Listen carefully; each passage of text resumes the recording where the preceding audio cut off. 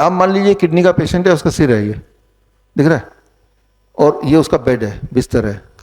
Bed में हम लोग ऐसे लेटे रहते हैं, इफ यू कैन सी। हम क्या करते हैं, उसके बेड को जिस तरफ सिर है उस तरफ नीचे कर देते हैं, और जिस तरफ पैर है उस तरफ 3 ईंटें लगा देते हैं। तो इस तरह से एंगल में बढ़ जाएगा ना, 10 डिग्री का एंगल, यानी कि पैर ऊपर सिर नीचे। ऐसे बेड पे इसे बोलते हैं incline bed, head down tilt. ऐसे बेड में जब हम 2 घंटे पेशेंट को लिटा के रखते हैं तो उसकी सूजन कम होने लगती है, उसका यूरिन आउटपुट बढ़ने लगता है। जब ये दोनों चीज होती है तो बीपी नीचे आने लगता है। जब बीपी भी नीचे आ गया तो वीकनेस जाने लगती है, यानी कि धीरे धीरे धीरे धीरे वो he is recovering from kidney patient.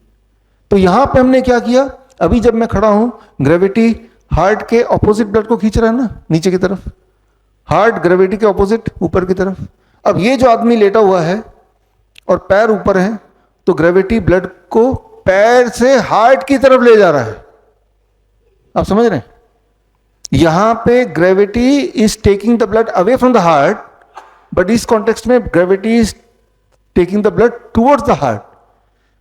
Towards the heart करते ही किडनी रिवाइव होने लगी, क्योंकि जब वहां से तो किडनी में भी ब्लड इकट्ठा होगा, kidney will function better, swelling कम हो जाएगी, यूरिन आउटपुट बढ़ जाएगा। तो this is called gravity as medicine. ये दवा है आपकी। अब कितने दिन लगेंगे असर देखने में? 2 घंटे।